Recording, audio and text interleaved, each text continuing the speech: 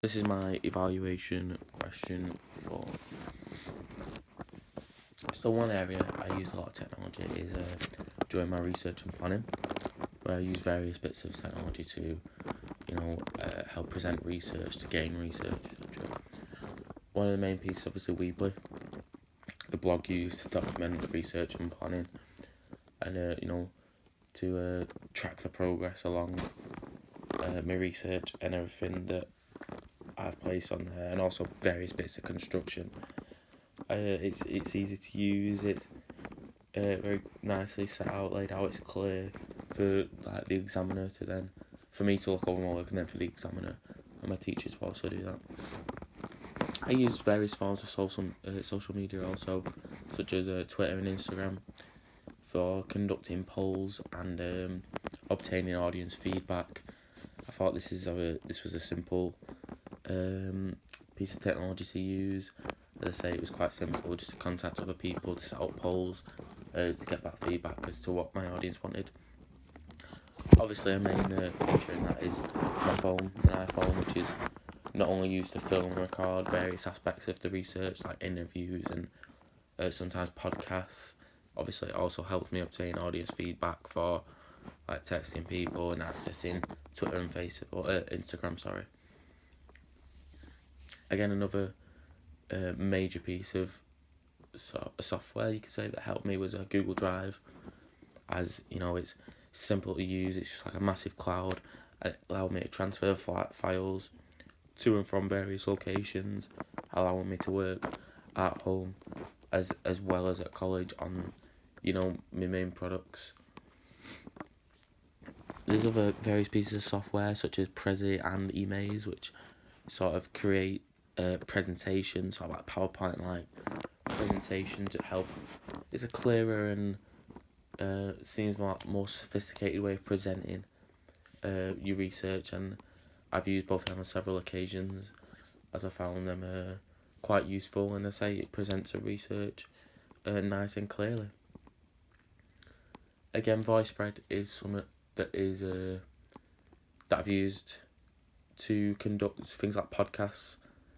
It's a simple piece of software that just records the sound, and then you upload it onto your VoiceThread account and can embed it onto your Weebly from there. And it's simple enough to use.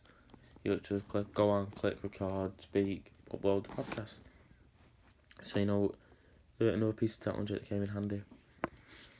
I also used the software Photoshop on my research and planning. At the very start of the project, we decided to create a little tester poster to see if we understood like how the poster was constructed, the layout, the layout mainly, and what constitutes a poster, what's needed on a poster. Also, Photoshop is documented on my research and planning as I've gone along and edited my construction, and you've seen the development over time on Photoshop of my current or my final magazine and poster. I say QuickTime Player on Mac is also something that has been used on my research and planning. QuickTime Player basically allows you to record your screen as you're working, so you can show how you've created certain things. Like, I think I uploaded one video where I can demonstrate myself constructing one of the title cards for my trailer. So again, that shows how I've used Photoshop as well. And again, it's simple piece of technology to use. Simple enough, you just open it up, click screen record, and it just does that for you. And then, simple enough, and it's really effective really when demonstrating how you've used various bits of technology. So you can show off, as I say, how you've used Photoshop, how you've used Prezi, how you've used After Effects, how you've used Premiere Pro. It just gives that, better understanding to people, the examiner, and as to how you've used that. A website called Giphy is also something that a website that I've used in the research and planning. It allows you to create GIFs. Just go onto a website, create a GIF, place in several images, and it'll just create a GIF for you using those images. As I say, stuff like this, it just creates a better presentation, really, more than anything, because rather than just having like 3 images stuck there on your blog, put them into a GIF, have a nice little rolling over, but it just looks a bit better, cleans up the blog, makes it look tidier, clearer. I think it's very effective. And obviously, a major website that I've used in my research planning is obviously YouTube, as it obviously not only for uploading the videos I've created, like my trailer, like the interviews, like my feedback questions and stuff like that.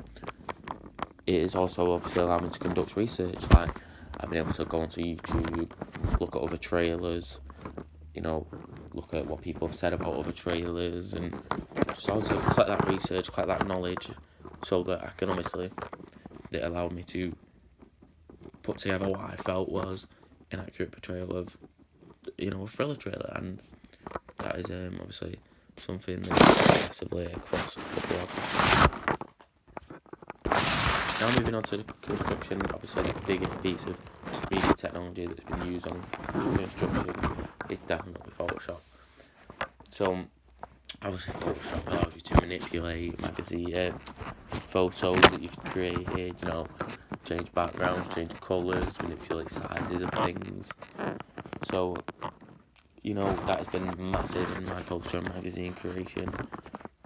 Because both the images I used were taken on green screen, so therefore it was allowed me to a lot easier and simpler to take out the background and place whatever I felt was necessary on there. As I say, massive software that's used. You can create text, variety of shapes, which is what I've done for, like my footer, create a shape. Text, obviously the master, the rest of the text. You can manipulate images, move images, like on my poster and obviously on my magazine.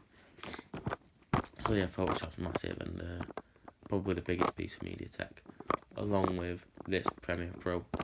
Obviously it's the editing software we use to create the trailer. It basically just allows you to manipulate your footage, extend it, shorten it, just edit it all into the right sequence, into the correct order.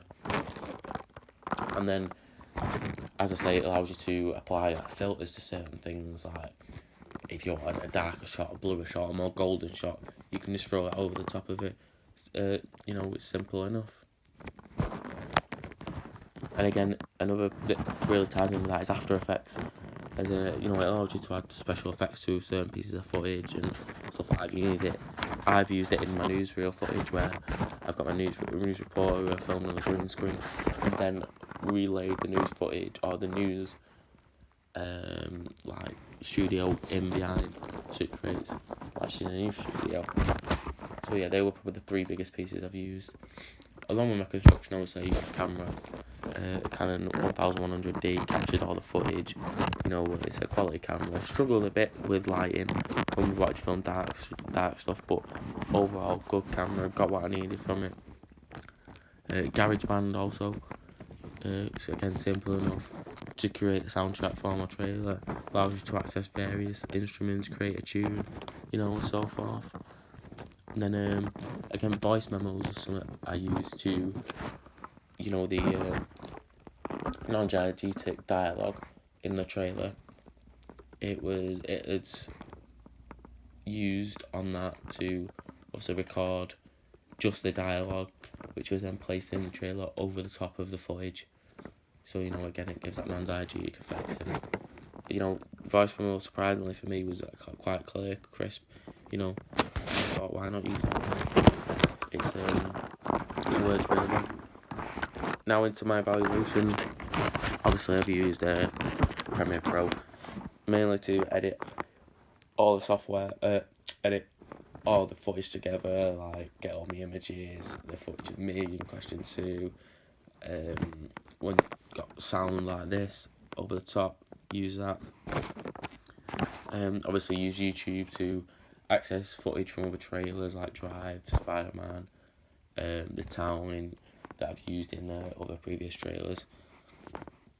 Also, my phone and Google Drive allows me to record things like this and then transfer them over to then on my phone I record things like this, transfer it over to my Google Drive, and then place it onto the Mac. And again, using like QuickTime Player, I can demonstrate my skills, like what I've used, show the audience in my evaluation how it's done, things like that. Again, another piece of software, branching off that YouTube is a YouTube converter. Obviously convert the videos from YouTube into MP4s to then place into my questions to manipulate to get the sections I want and play them in there to give examples of how and when I've used those sort of things in my trailer.